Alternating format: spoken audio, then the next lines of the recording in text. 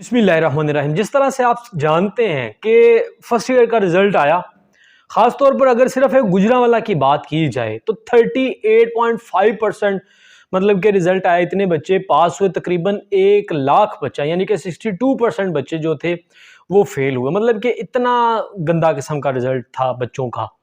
अब एक इधर चीज़ ये है जिसके बारे में आज बेसिकली बात करना चाहता हूँ। स्टूडेंट्स अमूमन इस किस्म के एक्सक्यूजेस देते हुए नजर आते हैं कि मैंने पेपर तो ठीक अटेम्प्ट किया था, लेकिन बोर्ड वालों ने चेकिंग ठीक नहीं की। और एक चीज़ याद रखिएगा, मैंने पर्सनली उन बच्चों से भी बात की जिनकी सप्लियाँ आई, उन बच्चों से भी बात की जिनके 350 नंबर आए, उन बच्चों से बात की जिनके 400 नंबर आए।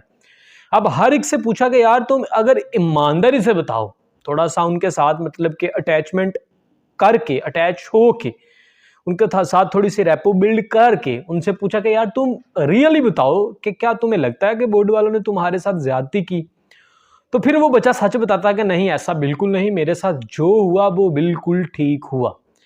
एक्चुअली ये होता सब कुछ तब है जब बच्चे पेरेंट्स को बता रहे होते हैं कि मैंने तो ठीक किया लेकिन ये गलती, मतलब एक्सक्यूजेस दे रहे होते हैं। पता तो उन्हें होता है कि घर वालों ने कौन से जाके बोर्ड से पेपर निकलवा के चेक कर लेने, आप अपनी वो सप्ली या अपने वो जो कह लें कि तैयारी नहीं की, उसको अब इस चीज़ पे डाल रहे होते हैं कि सारा कसूर बोर्ड वालों का है। अपनी तरफ एक भी उंगली नहीं करते, वो हाथों की पांच उंगली बोर्ड की तरफ कर रहे होते हैं कि उनका कसूर है, चेकिंग ठीक नहीं की। जबकि हकीकत क्या है, अगर आप भी स्टूडेंट हो तो आपको भी इस हवाले से बेहतर पता है कि रियलिटी क्या है, हकीकत क्या है। अगर आप कितने नंबर आए हैं तो क्यों आए हैं, आपकी उसके मतलब कि जो आपके जिस लायक थे आप या जो आपका हक बनता था उतने ही आपके नंबर आए हैं। अगर आपको लगता था कि 2 सप्ली आएंगी तो वो इसीलिए आई हैं। अगर आपको लगता था कि 307 नंबर आएंगे तो इतने ही आए। अगर आपको लगता था 350 नंबर आएंगे तो इतने ही आए हैं। कोई ऐसा नहीं।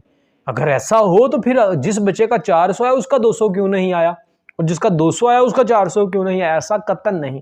जो रियलिटी है वही रियलिटी, जो आपने किया वही आपके सामने रिजल्ट आया। बेसिकली बात करने का, वीडियो बनाने का पर्पस ये था कि आपको इस चीज के बारे में, जब तक आप अपनी गलती को एक्सेप्ट नहीं करोगे तब तक आप अपनी गलतियों को ठीक भी नहीं करने वाले। फर्स्ट स्टेप जो अपनी गलती को ठीक करने का, वो गलती को एक्सेप्ट करना है। अगर आप गलती को एक्सेप्ट करोगे तो फिर आप ठीक करने की तरफ जाओगे। बट अगर आप गलती को एक्सेप्ट ही नहीं करते तो फिर how it can be possible कि आप अपनी गलती को दुरुस्त करो? तो गलतियों को मानना सीखो। अगर मानोगे तो फिर नेक्स्ट स्टेप में जाकर फ्यूचर में आप बेहतरी की तरफ जाना शुरू हो जाओगे। तो मैं ये बेसिकली यही इसीलिए बात कर रहा हूं कि आप फ्यूचर में बेहतरी की तरफ जाओ। और दूसरी इंपॉर्टेंट बात इधर ये भी करता चलूं कि अगर रिजल्ट मैट्रिक का आया, 9th का, वो भी इतना गंदा आया, फर्स्ट ईयर का आया वो भी इतना गंदा आया, वजह क्या है?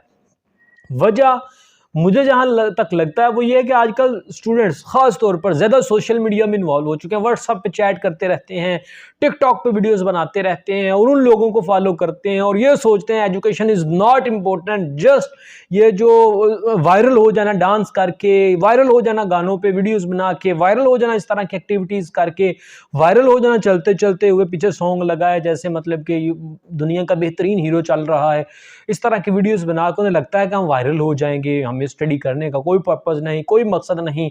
और एक इधर चीज ये है कि हीरोज जब उस तरह के बना लेते हैं, हीरोज हम टिकटॉक पे नाचने वालियों को हीरो बना लेते हैं, तो फिर हमारे रिजल्ट्स भी इसी तरह के आएंगे। हम जब पबजी गेम खेल खेल के अपने टाइम को बर्बाद कर देंगे तो रिजल्ट्स इसी तरह आएंगे। बेहतर रिजल्ट तब ही आता है जब बच्चे स्टडी करते हैं, और स्टडी नहीं करेंगे, सोशल मीडिया पे जितना मर्जी टाइम बर्बाद करेंगे, रिजल्ट्स बेहतर कभी भी नहीं आने वाले। लिहाजा गलतियों को मानो, गलतियों को दुरुस्त करो, तुम मुस्तकबिल के हीरो हो।